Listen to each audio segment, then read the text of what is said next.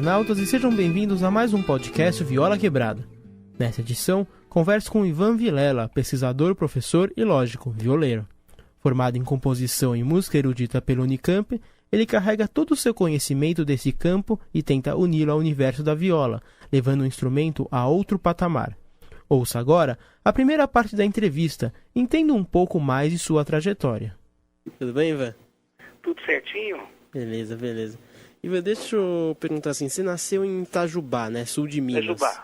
Assim, ter nascido nesse local, ter crescido nesse local, motivou seu interesse pela música caipira? Motivou, em parte sim. Em parte porque eu ouvia isso quando era criança, né, e convivia com pessoas. Eu cresci no... Itajubá era um bairro que não era propriamente... Itajubá era uma cidade pequena, então você não tinha periferia. Periferia era o campo já, né?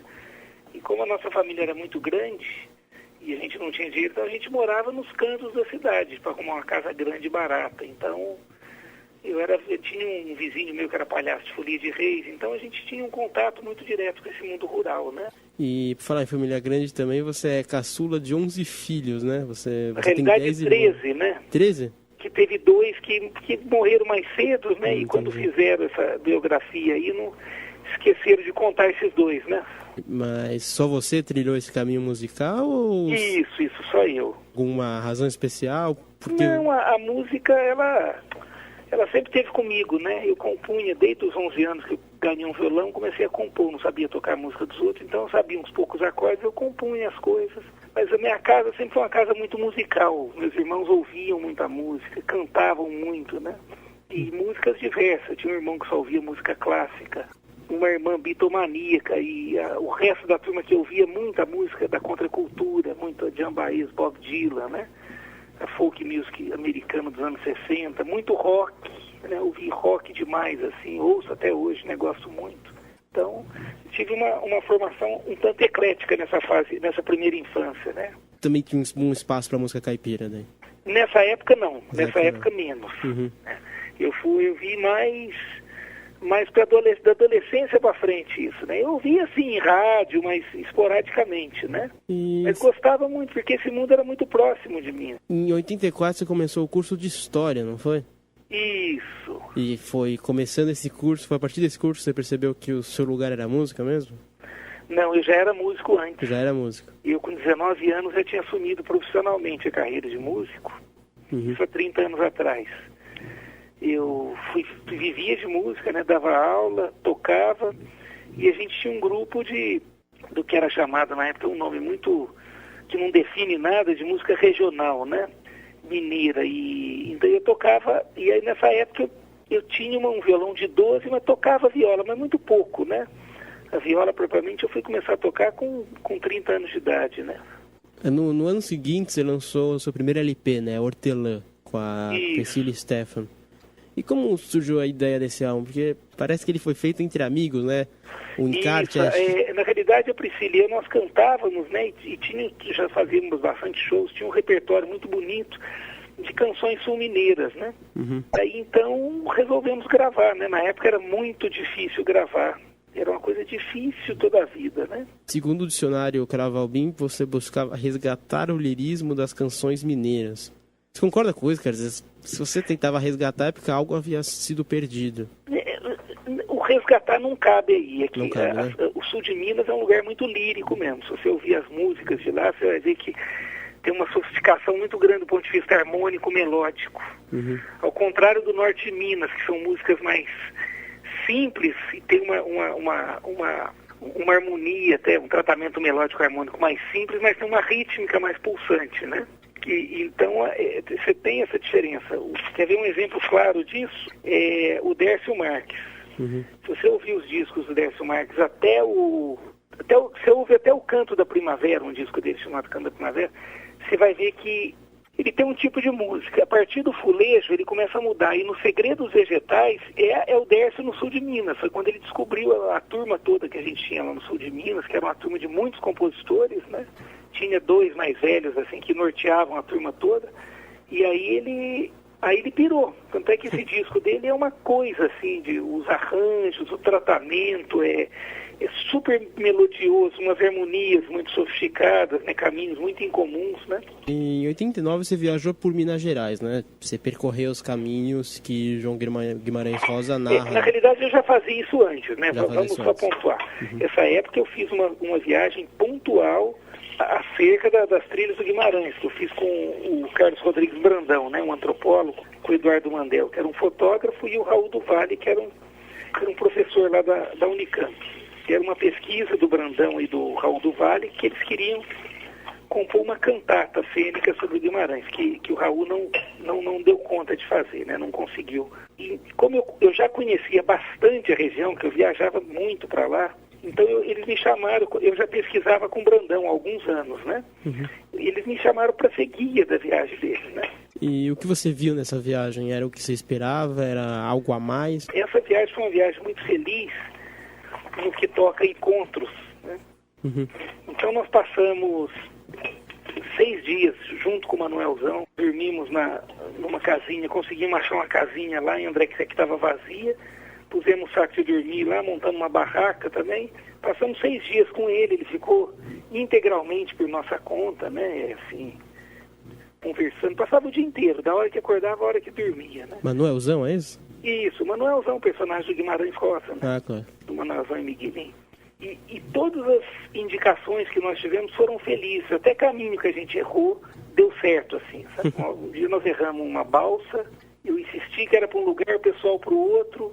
Enfim, aí pegamos um caminho, saímos num outro lado que não tinha nada a ver com o lugar por onde a gente ia, passamos numa fazenda que nós vimos um homem carreando cana, né, com carro de boi.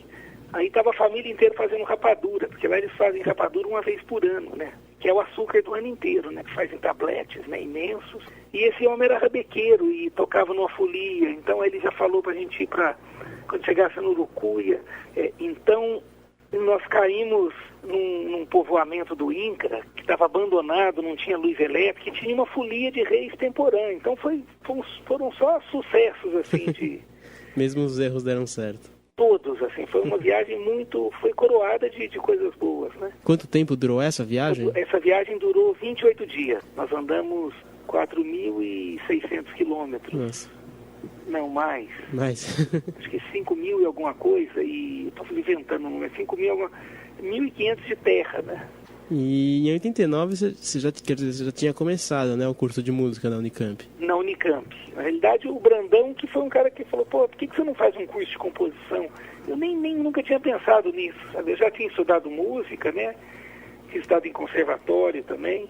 O curso que você fez em Campinas de composição, é em composição em música popular ou erudita? Não, erudita. Um curso inteiro de música erudita, um curso pesado. Antigamente ele durava 6 anos, né? 6 anos. Eu tive ali, tive bons professores, mas tive 2 que foram mestres mesmo assim, né?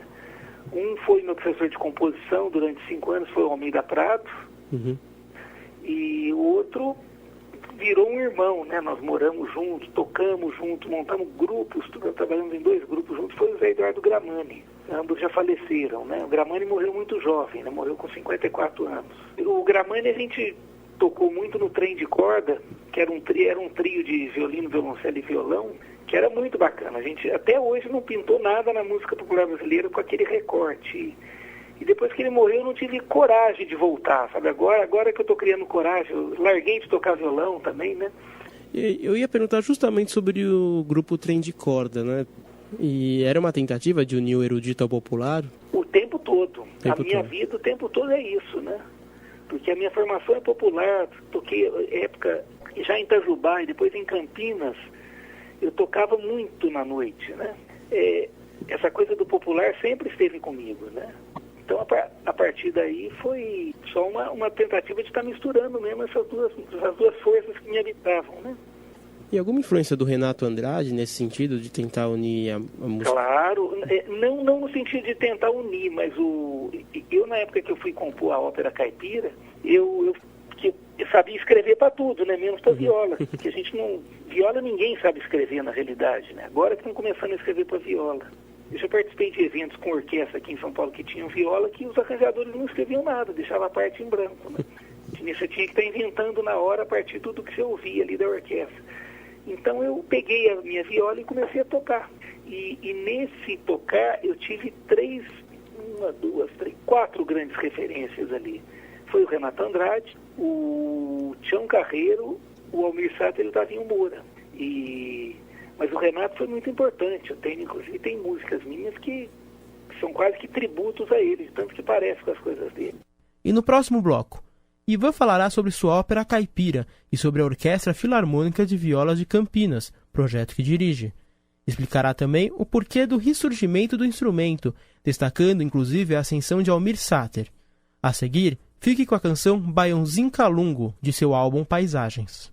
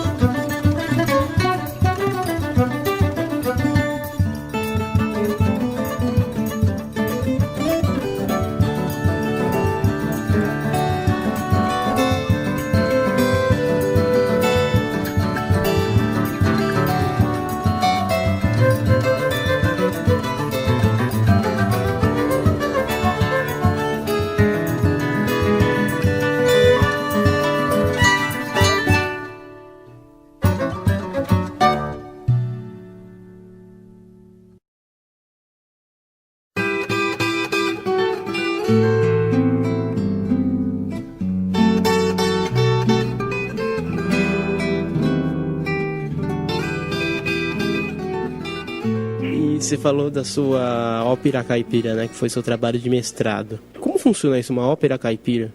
Boa pergunta, né? Eu também fiz essa pergunta quando a Nisa Tanque, que era professora de canto da Unicamp, ela me procurou e falou: Ivan, eu ouço suas composições, gosto muito. Gostaria que você desse uma olhada num libreto que eu tenho aqui, que pode vir a ser uma ópera caipira. Então, eu peguei o libreto, era um libreto muito grande, né? Tinham 33 áreas, 33 letras, né? Umas letras gigantescas, assim, uma coisa. E aí eu comecei a compor. No que eu comecei a compor, deu uns 3 meses, eu parei. Falei, nossa, daqui a um mês eu vou estar me repetindo, eu preciso estudar mais. Aí eu fiquei 6 meses ouvindo muita música caipira, mas assim, muita. Algumas pessoas me ajudaram muito, dentre as quais eu cito o Nelo Balducci, que era um motorista de uma Kombi de uma empresa, que prestava serviço para o metrô, e a gente tocava muito no metrô, e ele sempre que buscava a gente em Campinas, o trem de corda. Ele me gravou fitas de música caipira, década de 30, 40, e a partir dali eu comecei esse mergulho, né, de estar dominando essa linguagem, entendendo. E sobre o que contava a história mesmo, o livreto? Qual era a história? O livreto é uma história de amores e contendas entre fazendeiros e colonos, né, onde no meio dessa história de amores de jovens e briga com os pais, de um fazendeiro mau, opressor, você tem uma feira que tem os vendedores de coisas típicas, tem uma folia do divino que passa pelo lugar, passa um mestre carreiro com os carros de boi, né? Tem um berranteiro também e... Dava margens a muitos temas, né? Sim, é uma história bem... que na ópera, cada personagem era caracterizado por um instrumento. Ao invés de ter uma ideia do Richard Wagner, que tinha um leitmotiv, que era um trecho melódico que avisava a vinda de tal personagem, eu definir um instrumento para cada personagem e um ritmo do universo da música caipira. Então sempre que aquele personagem canta, ele canta naquele ritmo. E quando os amores, os pares se encontram, você tem um entrelaçamento dos ritmos, né, que às vezes são muito distintos um dos outros. Não tem como ouvir essa ópera, né? Tá disponível em algum CD? Não tá, rapaz. Eu não consegui gravar e passou na mão de produtor e eu fiquei meio desiludido. Porque uma época a gente arrumou até o dinheiro, mas a pessoa pisou na bola e se envolveu com outras coisas e perdeu um patrocínio de 750 mil. Que dava para montar a ópera, gravar DVD e fazer tudo. E daí tá parada, tá só escrita aqui, né? Tem só as partituras, né? Um ano antes, né, saiu o seu primeiro CD solo, né, o Paisagens. Quer dizer, são 17 canções. Você pode falar um pouco sobre esse CD? Como foi? Você pensou em fazer um álbum e começou a compor, ou você reuniu várias composições? Não, foi o seguinte, o esquema como eu trabalho com meus alunos, que é um esquema que eu copiei da cultura popular, que eu chamo de... O nome mesmo é Pedagogia do Congado, que eu inventei, mas eu chamo de imitação criativa, que é um nome mais acadêmico.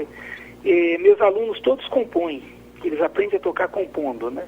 Porque você tem um poder de fixação maior das informações quando você trabalha com coisas suas. E então, o Paisagens é o disco onde eu descobri a viola. Eu fui descobrindo a viola compondo as músicas do Paisagem. Eu peguei o instrumento para tocar e na medida que eu ia tocando, eu ia descobrindo, que interessante isso, e foram virando músicas, né? E agora foi um processo, né? Isso durou 6 anos esse processo. A música, no caso, A Força do Boi, é uma música que eu fiquei 4 anos para compor, né? 4 anos? Que eu acho a música mais sofisticada do CD ali, né? E continuando nesse aspecto de tentar unir ao popular ao erudito, você que iniciou a Orquestra Filarmônica de Viola Caipira, né? De Campinas. Isso. Que inclusive já se apresentou na Sala de São Paulo, já lançou um álbum em 2004. Qual foi o intuito, assim, da criação da orquestra? Foi explorar as possibilidades da viola, desenvolver a música? Não, na realidade foi uma coisa externa. Foi o Toninho, o prefeito que foi assassinado lá em Campinas. Ele queria ter, além da orquestra sinfônica, uma orquestra de violas que atendesse um pouco essa grande população migrante que tem em Campinas, na periferia, né? Campinas tem, para você ter uma ideia, tem 450 mil mineiros morando lá, né? Então ele me convidou para montar essa orquestra. E aí eu montei, com 3 meses de orquestra, o Toninho morreu, né? Aí teve uma mudança de rumos na direção lá da prefeitura e foi questionado o meu trabalho na orquestra porque eu não era do partido. Assim, eu precisava ser do partido para ter cargo, né? Era mais ou menos essa a ideia, né? Eu não tinha um merecimento técnico para fazer as coisas, aí eu me desliguei. Ficou impossível. Aí eu falei, gente, eu não tenho condições de... Eu morava em Minas nessa época, em Caldas. Eu não tenho condições de vir 2 vezes por semana de Caldas para tocar diante dessa orquestra e não ganhar. Eu não consigo fazer isso. Porque eu vivia disso, né? De aula e de shows. Mas essa orquestra, ela foi muito interessante no que toca... As orquestras de viola são mais de 100 hoje, né? Aqui na nossa região. Essa daí foi a pioneira? Não, ela é a pioneira na linguagem que ela usa, né? Porque todas as orquestras trabalham, ou até então trabalhavam, com a ideia da reprodução da dupla, né? Era metade tocando, metade solando e pronto, né? E a primeira que vem com concepção de orquestra mesmo é essa, né? A partir dos arranjos que eu fiz, que a gente trabalhava com até 7 vozes, né? 7 naipes diferentes ali, né? Então você explora muitas vozes, eventos diferentes no mesmo acontecimento, né? Como é uma orquestra mesmo, né? A orquestra agora está ligada ao Núcleo de Cultura Caipira, né? Isso. Que é uma ONG. Uma ONG que a gente criou, né? Então nós mantivemos uma orquestra, um trabalho de luteria com crianças numa favela em Campinas. E essas crianças jovens, né? Eles não têm nada a ver com viola na favela. Mas os pais tinham tudo a ver, né?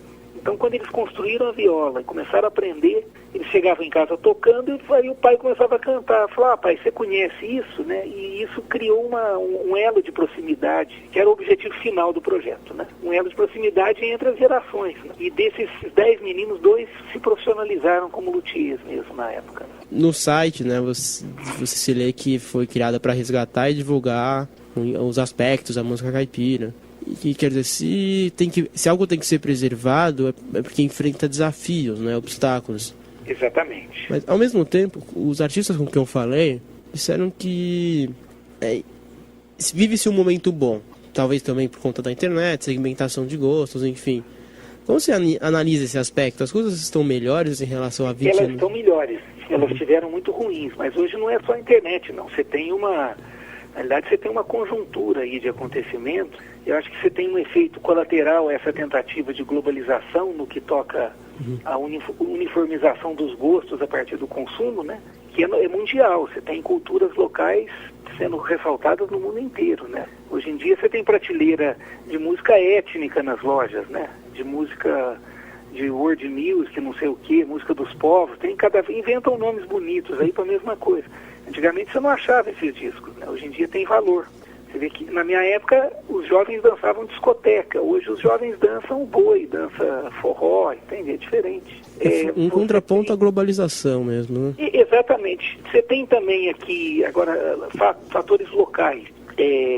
Uma certa desilusão com o sonho da cidade grande. Agora as pessoas impossibilitadas de voltar ao campo, elas começam a tentar resgatar valores que outrora fizeram parte de suas vidas. Então você tem a honestidade, a solidariedade, um jeito menos cobiçoso de se olhar para as coisas, uma preocupação maior com o ser do que com o ter. As pessoas querem ter tempo para fazer as coisas. E o tocar viola, de certa forma, de início é até um estereótipo disso, né? O pessoal que entrava na orquestra, eles punham um chapéu, começavam a fumar cigarro de palha, né? E iam de dentro para fora, ou melhor, de fora para dentro, com esse movimento de interiorização dessa cultura, dessa calma, né? Desse outro olhar. Agora, é inconteste, entende? A gente tem que render graças e rezar todo dia para o Almir Sater, que o Almir Sater aparecido em novelas mudou tudo.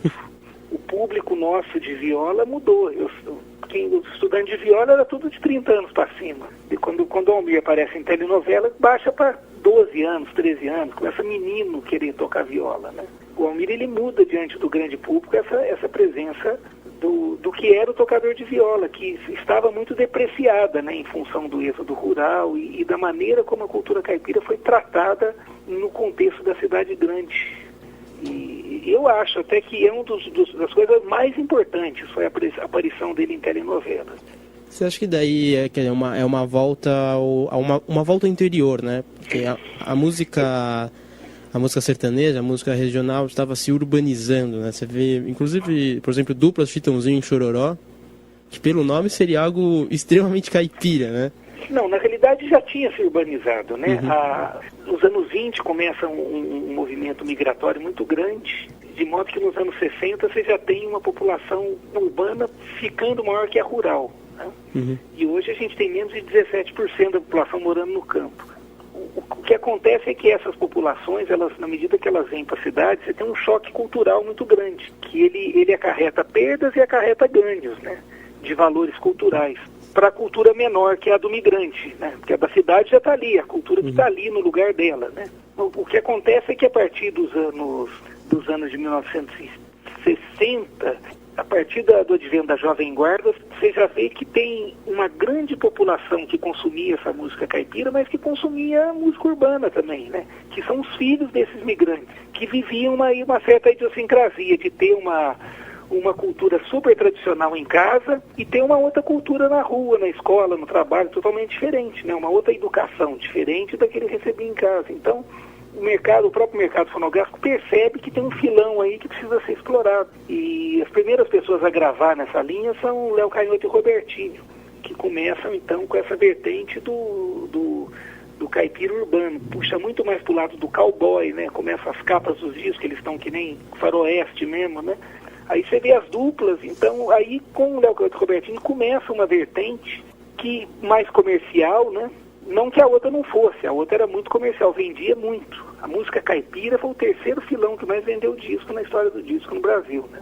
Então você tem essa outra vertente que vai crescendo em detrimento da outra que vai diminuindo. A música caipira, ela, como todo segmento da cultura brasileira, não só da música, ele está sujeito a misturas, a influências de fora, e essas influências pode dar uma cria bonita e pode dar uma cria feia, sabe? Na terceira parte do programa, Ivan comentará o álbum Caipira, uma releitura dos clássicos do gênero muito elogiada pelo próprio Rolando Boldrin. Lembrará também do CD do Corpo à Raiz, criado especialmente para um espetáculo de balé. Antes disso, ouça a música Moreninha.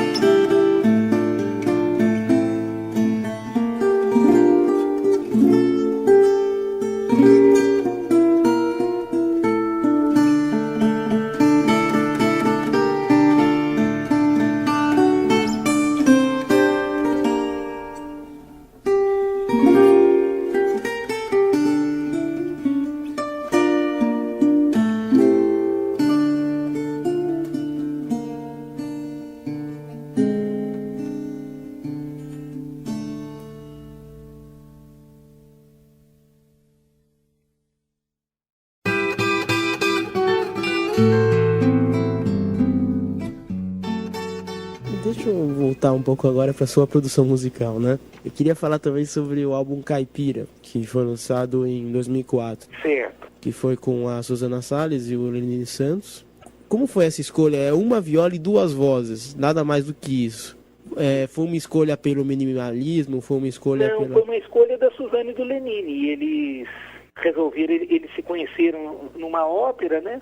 Eles se conheceram e nos intervalos da turnê que eles fizeram aí, numa pocket ópera aí, nos restaurantes, eles cantavam muita música caipira, né? E aí, segundo eles me contaram, eles ficaram um tempo, listaram um monte de violeiros, né? Quem que poderia fazer a viola? E aí chegaram em mim e perguntaram, será que você não quer fazer os arranjos e tocar com a gente? Quer dizer, foi uma experiência que deu certo, tanto é que teve o Mais Caipira, né? 6 anos depois. É um disco, ele virou um disco, e segundo o Boldrin, né? O Boldrin um dia chegou pra gente e falou, olha, tem 2 discos de leitura de música caipira que eu tiro o chapéu. Um é o seu, o outro a modéstia me impede de dizer, né? Que era o dele, né? Ele realmente, assim, olhando hoje, a gente vê que é um disco que ele tem uma contribuição no sentido que ele continua com a evolução dessa linguagem, né? Que se você observar a linguagem da música caipira, embora a gente ache que ela é estanque, ela não é. Ela dialogou com todos os acontecimentos da época, todos os ritmos novos que foram chegando, foram sendo incorporados dentro do contexto caipira, né? Então o que eu tento fazer no disco é isso, é dar continuidade a essa busca, né? E em 2007 lançou o álbum 10 Cordas. Que aí foi uma outra fase de descoberta da viola, de arranjos, né? Eu já descobri composições na viola, agora eu quero descobrir como é que a gente faz arranjos na viola, né? O nome do álbum, inclusive, tem a ver com isso, né? Porque, na realidade, essa técnica das 10 cordas, ela foi usada em 62 pelo Teodoro Nogueira, quando ele compôs um concertino, um compositor erudito paulista de Araraquara, compôs um concertino para viola brasileira e orquestra de cordas. Só que ele não trabalha a viola do ponto de vista idiomático. Aí o Renato Andrade também trabalha com essa técnica das 10 cordas, né?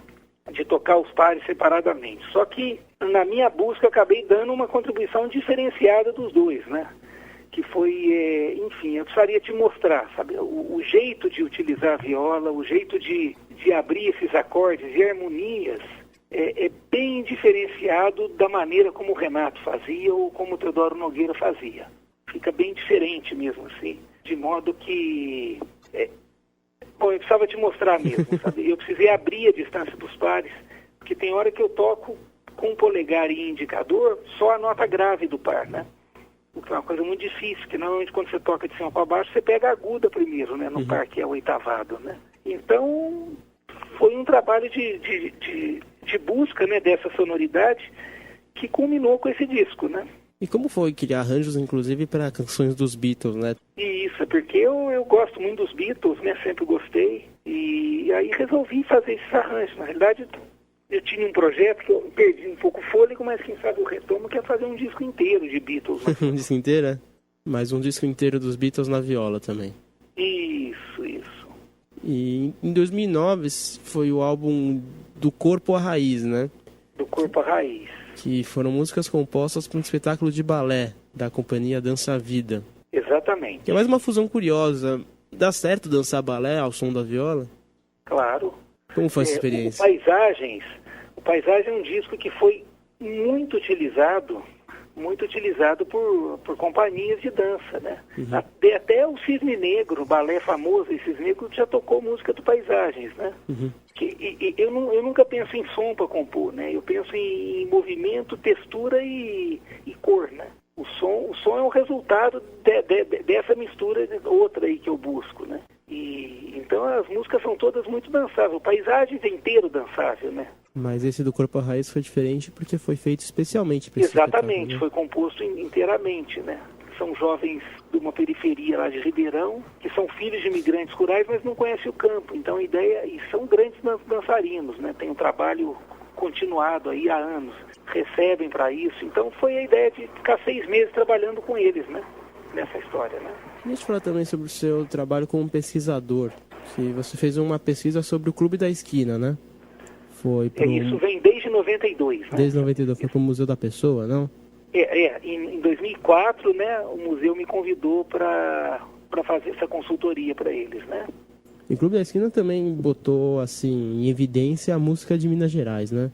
Surgiu lá... Botou em evidência a música do sul de Minas Gerais. Sul de Minas Gerais. Quer dizer, eu particularmente, eu adoro o Clube da Esquina, entendeu? Quando eu vi, parece algo diferente de tudo que eu já tinha escutado na música popular brasileira. Mas é diferente de tudo. Eu até dou um curso na USP, né? Tô dando um curso esse semestre sobre a música do clube, né? Uhum. E é uma música que eu ouvi demais, né? Eu cresci ouvindo isso, né? Sempre meus irmãos adoraram, né? Então a gente sempre ouvia muito Milton em casa, né?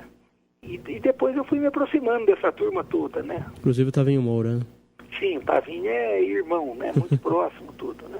Seu primeiro álbum, Hortelã, ele lembra um pouco, não? Claro, mas é claro que sim, porque é uma coisa que a gente tinha influência, né? A música estava ali. Na realidade, a gente nunca, não existe originalidade, sabe? Uhum. A gente sempre tem coisas que a gente ouve que marcam a gente, que fazem com que ressoam mais dentro da gente, e aquilo fica, né? E eu não nego nenhuma das minhas influências, não. Eu acho bom tê-las, né? Você não constrói um edifício sozinho, né? Não existe, isso não existe, né? Se você escutar o Bach, você vai ver que ele ouvia muito Frescobaldi. Se você escutar o Debussy, você vai ver que ele ouvia muito Mussorgsky. Você tem o tempo todo essas influências, né? É impossível não ter. Agora é bobagem negar, né? As pessoas chegam num ponto da carreira que ficam muito famosas e importantes e começam a negar, que é uma bobagem, né? Porque é tão bom a gente ter pais e mães, né? Bacana. E sobre você também é professor na USP, e por você ter um contato direto, queria saber como está o interesse do jovem na viola. Está numa crescente? Crescente. Hoje em dia a viola é um instrumento que tem conquistado um espaço muito grande, né? Uhum. Embora a mentalidade que cerca a viola no que toca aos agentes, né, aos tocadores, é muito provinciana ainda, de muita disputa, muita competição, é uma coisa muito pobre. O instrumento é um instrumento que ele tá sendo muito elevado, né? O status. Você viu, eu acabei de abrir um e-mail aqui do Roberto Sion, me convidando para gravar com ele e com o Dominguinhos, né? Quando você imaginou o Roberto Sion, um cara que vem de uma escola do jazz, né? Tocando com viola caipira. Então é muito bacana isso. Você vê que é um instrumento que tá abrindo, né? Caminho, né? Tá sendo redescoberto. Ivan, eu acho que era isso. Muito obrigado, viu, pela entrevista. Um prazer, Ricardo. Um abraço, tchau. Um abraço, companheiro. Até mais. Você, internauta que quiser saber mais sobre Ivan Vilela, basta visitar seu site www.ivanvilela.com.br. Lá é possível ler alguns dos seus artigos, acompanhar sua agenda e baixar músicas de todos os seus álbuns, inclusive essa que vem a seguir, Canoeiro, do CD Caipira.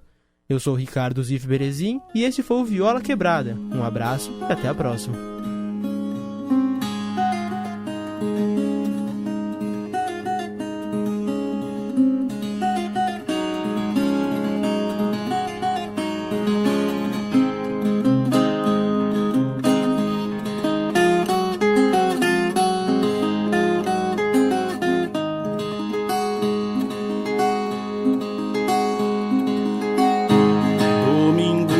Tardezinha, eu estava mesmo à toa.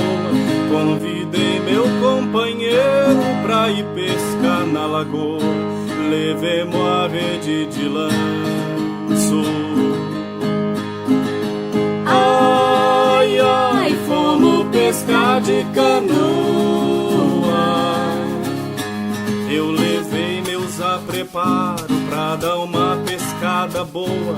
Eu saí Lago Sereno, remando a minha canoa, cada remada que eu dava. Ai, ai, dava um balanço na proa.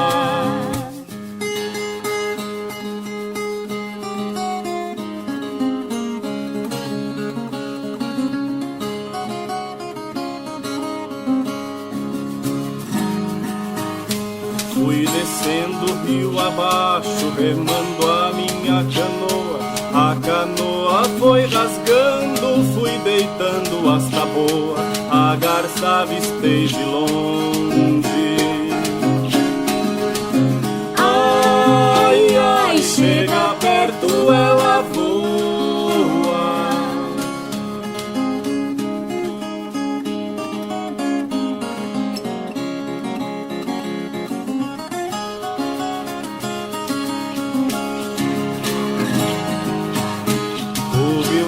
tava enchendo muito, fui tocando a canoa.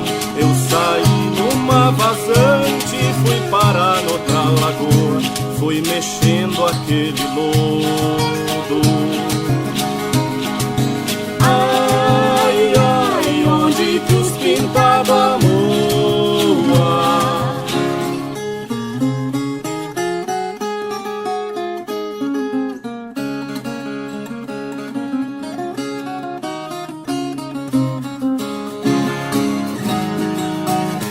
Pra pegar peixe dos pão, dá trabalho, a gente soa.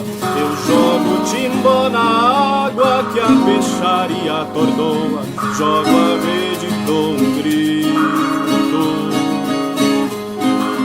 Ai, ai, os dourados amontoam.